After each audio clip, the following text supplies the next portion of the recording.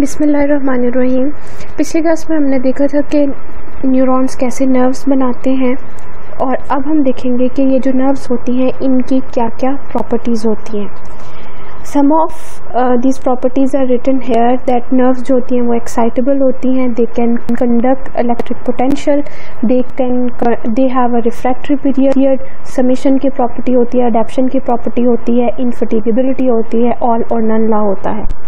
अब ये जो एक्साइटेबिलिटी और एक्शन पोटेंशियल की बात हम कर रहे हैं, ये हमने जब मसल टिश्यू पढ़ा था तो हमने मसल कॉन्ट्रैक्शन में भी इसकी बात की थी, क्योंकि नर्व फाइबर्स जो हैं वो मसल्स को भी एक्साइट कर सकते हैं और as a result they contract. तो ये जो एक्साइटेबिलिटी की प्रॉपर्टी होती है ये मसल्स में भी होती है, मसल्स में भी इलेक्ट्रिक पोटेंशियल होता है। उसी तरह by the movement of sodium ions, we have already discussed it. तो अभी हम देखेंगे कि कौन कौन सी चीज़ें फ़र्क हैं अगर हैं तो मसल्स की एक्साइटेबिलिटी, मसल्स की कॉन्ट्रैक्शन की प्रॉपर्टी, जहाँ हम नर्व को एक्साइटेबल बोलते हैं मसल्स को कॉन्ट्रैक्टेबल बोलते हैं, ऑल्दो मोर और less these are same things. ठीक है, तो पहले हम देखेंगे कि व्हाट इज़ एक्साइटेबिलिटी। अगर हम इसको डिफ़ाइन करें तो एक्साइटेबिलिटी जो होती है it is defined as a physiochemical change that occurs in a tissue when a stimulus is applied. आप कोई भी स्टिमुलस अप्लाई करते हैं और एक फिजियोकेमिकल चेंज आता है उस चाहे आप मसल की बात करें चाहे आप नर्व की बात कर रहे हैं उसमें, और उसको हम एक्साइटेबिलिटी कहते हैं। अब ये डिपेंड करता है स्टिमुलस पे। स्टिमुलस कोई भी हो सकती है, स्टिमुलस टेम्परेचर की भी हो सकती है, स्टिमुलस प्रेशर की भी हो सकती है, स्टिमुलस इलेक्ट्रिकल हो सकती है, स्टिमुलस केमिकल हो सकती है। ठीक है, ये स्टिमुलाई डिफरेंट काइंड्स के होते हैं। अब इसकी हम छोटी सी एग्जांपल ले लेते हैं।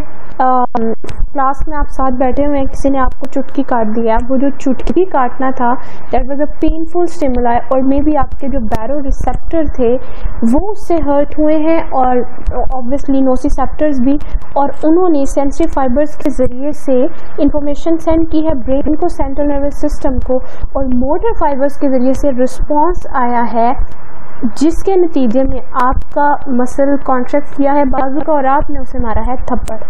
ठीक है, तो वो जो चुटकी काटी थी, पिंचिंग जो थी, दैट वाज द स्टिमुलाई। अब ये स्टिमुलाई जो है वो आपका पाँव कील के ऊपर आ गया, वही एग्जांपल जो हम 9th 10th से बुक्स में देख रखे हैं, या आपका हाथ तवे के साथ टच हो गया रोटियां पकाते हुए, और as a result you pull yourself, your feet और योर हैंड बैक, ये स्टिमुलाई थी थर्मल। ठीक है, इसी तरह से इलेक्ट्रिक शॉक हो सकता है। ठीक है, तो कोई भी ऐसी स्टिमुलाई जो कि एक चेंज प्रोड्यूस करती है आपकी बॉडी में, as a result your nerves get excited and they produce a change. ठीक है, तो ये हो गई हमारे पास स्टिमुलस क्या हो सकती है और फिर एक्साइटेबिलिटी क्या है। Excitability is a change. ठीक है, और स्टिमुलस जो है is a change, it can be external or it can be internal. Internally भी emotionally you can get hurt and then you respond, गुस्सा आ सकता है, वो भी एक stimuli है। ठीक है, तो this is what a stimulus and excitability is। फिर आगे बात की हुई है different type of stimulus, quantities of stimulus and duration curves are explained in chapter 30.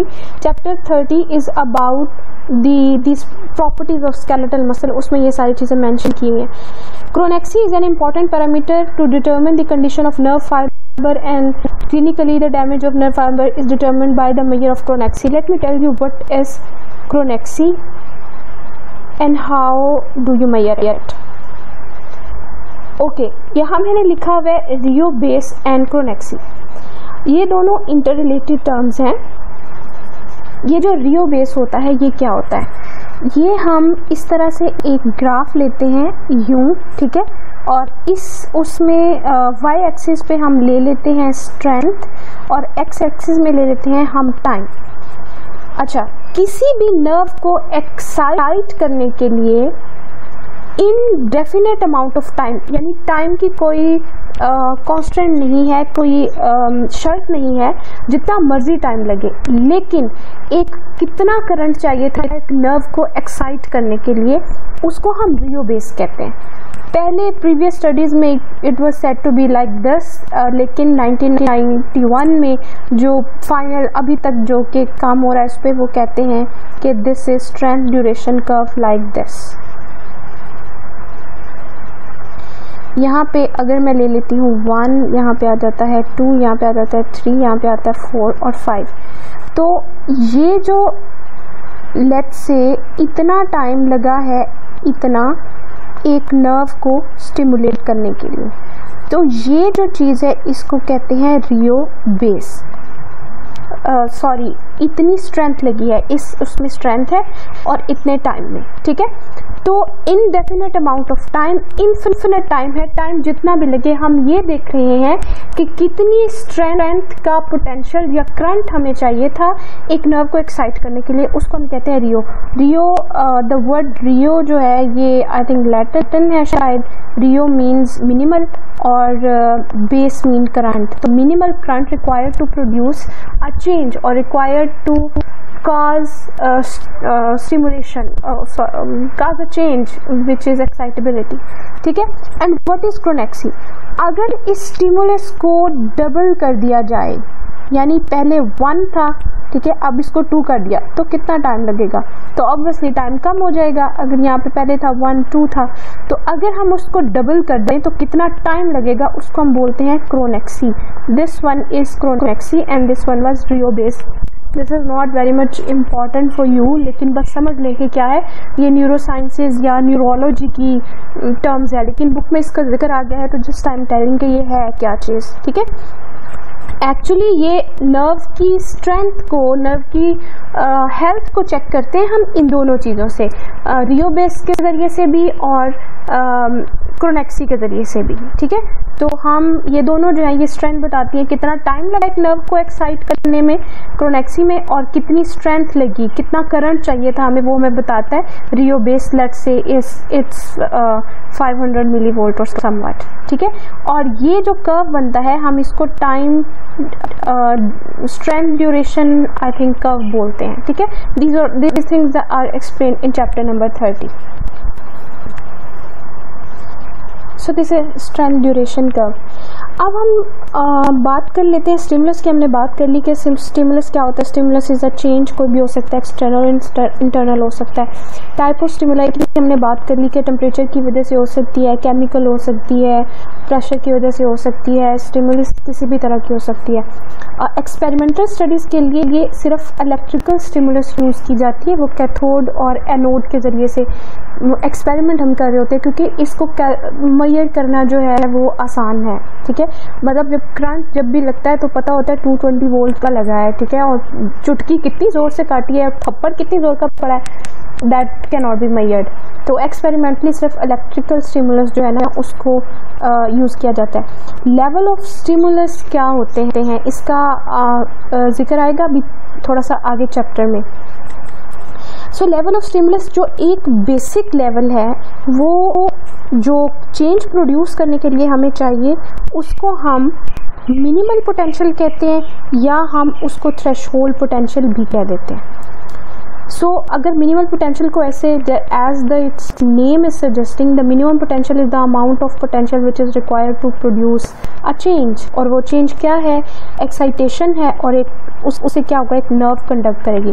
वैसे इसके 4-5 लेवल हैं, लेकिन I call this let's say 0 which is minimal और थ्रेशोल्ड स्टिमुलाई, ठीक है। 1 में आ जाएगा मैक्सिमल, 2 में आ जाएगा सुप्रा मैक्सिमल, और इसे नीचे अगर मैं ले आऊँ -1 में आ जाएगा सब मिनिमल, मिनिमल या liminal, both means the same, ठीक है। सो ये वाला जो करंट है ये ऑप्टिमल है, इतना करंट रिक्वायर्ड है एक चेंज प्रोड्यूस करने के लिए या एक्साइट करने के लिए। अगर वो करंट इससे कम है तो हम उसको सब मिनिमल या सब लिमिनल कहते हैं।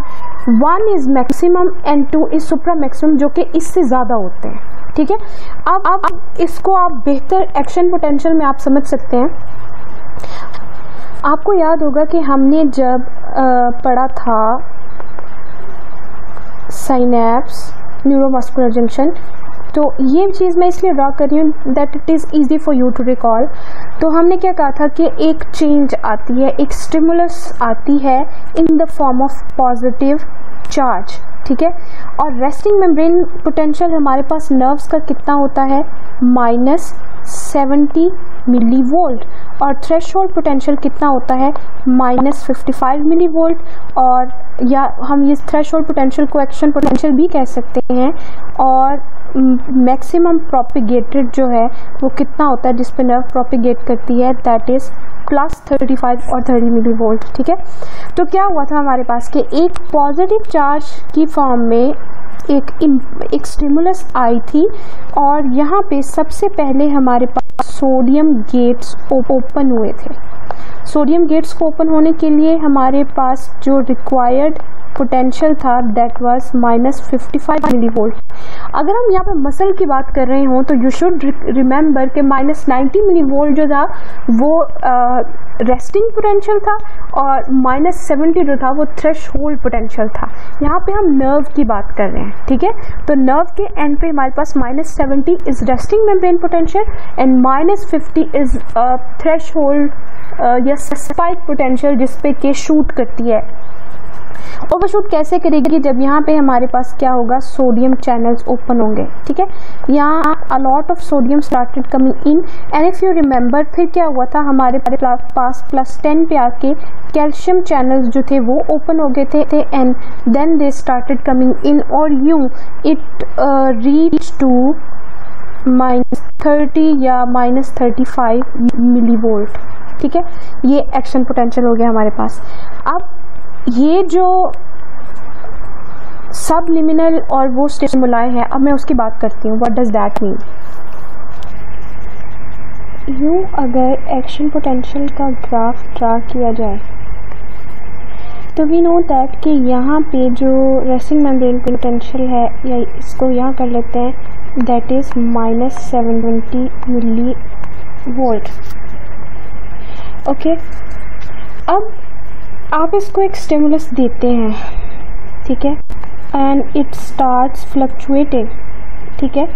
If that stimulus is enough to push it up इस तरह से, and it goes to -55 millivolt, और यहाँ पे सोडियम चैनल्स अगर ओपन हो जाते हैं, and then it goes like this, ठीक है। ये हमारा थ्रेशोल्ड पोटेंशियल या स्पाइक पोटेंशियल यहाँ पे आ गया, ठीक है। और ये यहाँ पे चला जाएगा कहाँ तक, +35 मिलीवोल्ट तक। अगर तो आपकी स्टिमुलस जो है वो -55 मिलीवोल्ट से कम है यहाँ तक, ये it keeps on fluctuating like this and it does not go to spike like this, तो ये जो है हमारी ये subminimal threshold subminimal stimulus है। यहाँ तक -55 तक जाके फिर ये थ्रेशोल्ड या मिनिमल स्टिमुलस बनती है। सब मिनिमल या सब लिमिनल बोथ मीन्स कि इस जो रिक्वायर्ड स्टिमुलस है इससे नीचे है, ठीक है। तो एक्शन पोटेंशियल का वी ऑलरेडी नो कि ये जो रेस्टिंग हालत में पोलराइज स्टेट में होता है, इंटरनली द सेल अंदर को जो इन्वायरमेंट है दैट इज नेगेटिव, और जो सेल के बाहर है वो पॉजिटिव है, ठीक है। तो हम क्या करते हैं, जब पॉजिटिव करंट इसको देते हैं तो the inner side starts becoming more positive and it starts losing polarity, और ये डीपोलराइजेशन होने लग जाती है। This phase is called depolarisation, ठीक है। और जब यहाँ से नीचे आ जाता है, again we know that potassium channel starts opening, और ये वाला जो फेज है हम इसको क्या कहते हैं, repolarization, and cell returns to its resting membrane potential which is -70 millivolt. अब आप नोटिस करें कि -70 मिली वोल्ट से -55 तक हमें एक इलेक्ट्रिक पोटेंशियल जनरेट करने के लिए +15 मिली वोल्ट का जो है वो चार्ज चाहिए। इन दोनों में +15 का फ़र्क है। +15 हमने दिया तो इलेक्ट्रिक पोटेंशियल जनरेट हुआ, जिसको हम यस इलेक्ट्रिक पोटेंशियल कहते हैं। अगर आपकी जो स्टिमुलस है वो +15 से कम है, इट इज़ +7 मिली वोल्ट और लेट्स से इट्स जस्ट +10 और मे बी इट्स +5, इस पे इलेक्ट्रिक पोटेंशियल जनरेट नहीं होगा। ये इलेक्ट्रिक पोटेंशियल है आपका, और ये और ये और ये जो है ये सारे इलेक्ट्रॉनिक पोटेंशियल्स होते हैं। ठीक है, तो ये चीज़ आपकी बुक में मेंशन होगी, तो इस चीज़ को आपने जो है वो याद रखना है। What is electric potential and what is electronic potential. You see, response due to stimulation of nerve fiber, action potential जो +15 है that is your action potential, जिस पे क्या होता है थ्रेशोल्ड और मिनिमल स्टिमुलस जो है वो आप अप्लाई करते हैं, एक्शन पोटेंशियल इज प्रोपिगेट होता है, +55 से आगे चला जाता है। जबकि electronic potential, I am sorry I was calling electric potential, mind से स्किप हो गया, electric potential mean I wanted to say action potential. तो जो इलेक्ट्रॉनिक पोटेंशियल है जो उससे कम है, +15 से कम है, व्हेन द स्टिमुलस विद सब liminal strength is applied, only electronic potential develops and the action potential does not develop. Electronic potential is not propagated, वहीं पे थोड़ी सी fluctuations आती हैं लेकिन propagate नहीं होता। What is cath electronic and anelectronic potential? We already know जो positive charge है उसको हम positive terminal होता है उसको हम कैथोड बोलते हैं, और जो नेगेटिव टर्मिनल होता है वो उसको हम एनोड बोलते हैं। तो जब आप मेजर कर रहे होते हैं तो आप कैथोड और एनोड दोनों एंड्स जो हैं वो लगा देते हैं। अब होता क्या है, -70 से -55 तक हमें पॉजिटिव चार्ज चाहिए। दैट मीन्स जो कैथ इलेक्ट्रॉनिक है, पॉजिटिव चार्ज है, यही प्रोपिगेट होगा, यही ट्रांसमिट होगा किसमें, into action potential from electronic potential. Clear? तो पॉजिटिव चार्ज है, अगर पॉजिटिव चार्ज हो तो हम उसको कैथ इलेक्ट्रॉनिक कहते हैं, अगर नेगेटिव चार्ज तो हम इसको एन इलेक्ट्रॉनिक कहते हैं। एक्शन पोटेंशियल और नर्व इम्पल्स क्या होता है ये मैं ऑलरेडी आपको बता चुकी हूँ। It is resting membrane potential, this is firing and this is end of depolarisation, यहाँ पे आके, और ये फिर आफ्टर डीपोलराइजेशन, दोबारा से जब रीपोलराइजेशन स्टार्ट हो जाती है। क्लियर? यहाँ पे एक चीज बताई हुई है, यहाँ पे ये वही बात कर रहा था, firing level is -55 and all that. Electronic potential और लोकल पोटेंशियल, इलेक्ट्रॉनिक पोटेंशियल और local potential is non propagated local response, again it is less than 15 millivolt, तो क्या होगा, ये प्रोपिगेट नहीं होगा, तो हम इसको इलेक्ट्रॉनिक पोटेंशियल या लोकल पोटेंशियल करेंगे। ये रेस्टिंग मेम्ब्रेन पोटेंशियल को थोड़ा सा स्लाइड डीपोलराइजेशन कर देता है ऑफ अबाउट 7 मिली वोल्ट, और हमें पता है कि 7 मिली वोल्ट पे नहीं होती। Firing level is reached only when depolarisation occurs to 15 millivolt. जब 15 मिली वोल्ट होगा तो जाके फायर होगा और एक्शन पोटेंशियल जो है वो जनरेट होगा। यहाँ पे इलेक्ट्रॉनिक पोटेंशियल की प्रॉपर्टीज क्या है, नॉन प्रोपिगेटेड है, it does not obey all और नन लॉ। ऑल और नन लॉ नहीं, मतलब थोड़ी सी फ्लक्चुएशन आ जाती है। आप एक दफ़ा अप्लाई करते हैं 7 का, दूसरी दफ़ा 10 का, 5 का, तो फ्लक्चुएट होता रहता है, प्रोपिगेट नहीं होता। हाउएवर इनमें एक प्रॉपर्टी होती है नर्व्स में समेशन की, एंड पे आप उसको देखेंगे। उसमें क्या होता है कि एक दफ़ा आपने 5 अप्लाई किया, मुसलसल आपने 7 अप्लाई किया, 10 अप्लाई किया, तो ये दोनों ऐड ऑन होते रहते हैं। ऐड होके अगर ये +15 तक पहुंच जाते हैं तो फिर ये प्रोपिगेट होके एक्शन पोटेंशियल में कन्वर्ट हो जाएगा।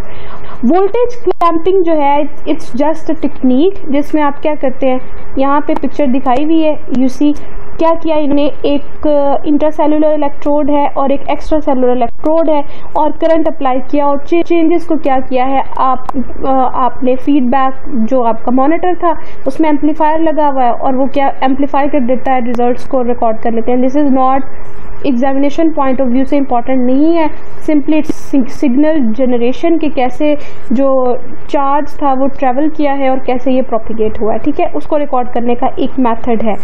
तो ये nerve fibre use for voltage clamping, ये लिगो कोई और एनिमल है जिस पे इसको स्टडी किया गया है। The test are done in human nerve fibre, आजकल हो रहे हैं फ्रॉम सर्जिकल प्रोसीजर में नर्व स्टिमुलेटर हम यूज़ कर सकते हैं क्योंकि हम मसल्स को ब्लॉक कर देते हैं एनेस्थीसिया में।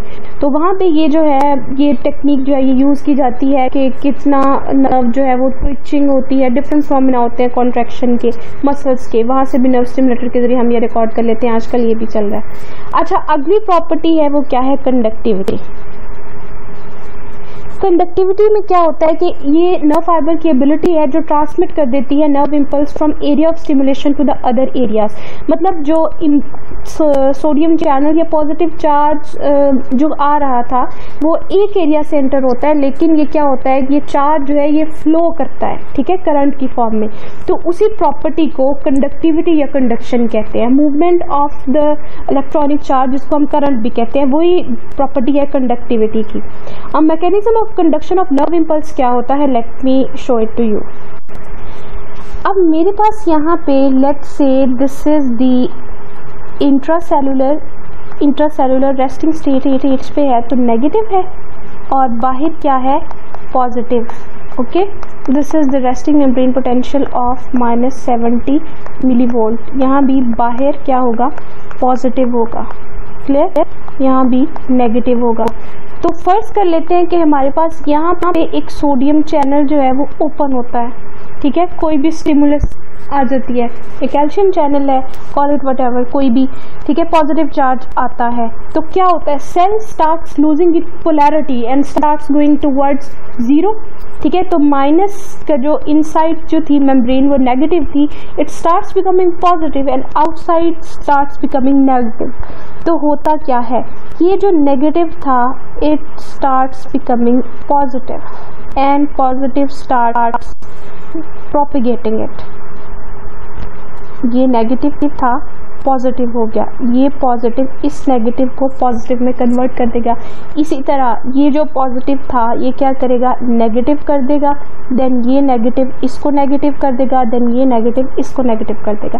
सो यू सी कि ये जो करंट है ये दोनों डायरेक्शंस में फ्लो कर रहा है।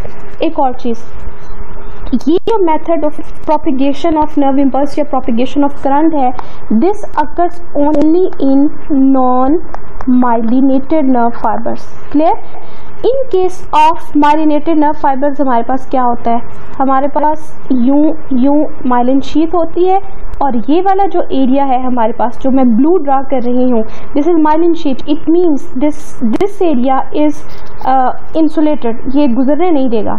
यहाँ पे हमारे पास नोड्स ऑफ रेनवीर हैं, तो जो चार्ज हमारे पास पॉजिटिव और नेगेटिव था वो क्या होगा, वो सिर्फ इसी एरिया में फ्लो करेगा। तो क्या करते हैं, like this, if this was positive तो ये क्या करेगा, इसको पॉजिटिव करना शुरू कर देगा। इफ दिस वाज जो भी है, नेगेटिव है, पॉजिटिव है, दिस भी साइड को ले, I hope you are understanding. Negative है तो इसको क्या करेगा, नेगेटिव करना शुरू करेगा। तो चार्ज जो है वो इन नोड्स ऑफ रेनवीर जो है उनमें करता है। इसमें ये सर्कल बना रहा है इस तरह से, ठीक है, और इसमें ये जंप लगा रहा है बस ऐसे, यहाँ पे ख़त्म हो गया, इसके बाद फिर यहाँ, ठीक है, ये सर्कल्स नहीं बनाएगा। तो कहा यह जाता है कि माइलिनेटेड नर्व फाइबर में इसकी जो स्पीड ऑफ प्रोपिगेशन है that is 50 times more than the non myelinated nerve fibre. तो इस प्रॉपर्टी को हम क्या कहते हैं, कंडक्टिविटी कहते हैं। Okay, so this so here you see mechanism of conduction of action potential. यहाँ पे ये जो sodium enters development of action potential है तो कॉन्स्टेंटली क्या है, आगे मूव कर रहा है। माइलिन शीथ में क्या है, सिर्फ जंप्स लगा रहा है, ठीक है। तो this gives more speed. What is refractory period? Refractory period वो पीरियड होता है जिसमें कि अगर आपने नर्व को एक दफ़ा स्टिमुलेट कर दिया, अब वो प्रोपिगेट हो रही है, आगे पोटेंशियल जा रहा है, पीछे से आप फिर से कोई पोटेंशियल अप्लाई करें तो ड्यूरिंग दैट पीरियड नई जो नर्व है वो जनरेट नहीं हो सकती, नया एक्शन पोटेंशियल जनरेट नहीं हो सकता। Let me draw it here, ठीक है। इट्स लाइक ये हमारे पास एक एक्शन पोटेंशियल की वेव आ गई है, ठीक है। अब यहाँ पे हमारे पास क्या था, यहाँ पे हमारे पास -70 मिली वोल्ट था और यहाँ पे हमारे पास -55 था। यहाँ से ये स्पाइक कर गया, शूट कर गया, ठीक है। अब ये वाला जो पीरियड है ड्यूरिंग दिस और लेट रीपोलराइजेशन, यहाँ ये डीपोलराइजेशन हो रही थी यहाँ पे और यहाँ पे जो है रीपोलराइजेशन हो रही है, ये भी रीपोलराइजेशन है। इस पीरियड से लेके इस पीरियड तक अगर आप यहाँ से पीछे से कोई भी पोटेंशियल देते हैं तो इस ड्यूरेशन में एक नई वेव, अब इस वेव के ऊपर तो दूसरी वेव नहीं ना बन सकती, तो ये इस पीरियड को हम रिफ्रैक्टिव पीरियड कहते हैं। ये लेट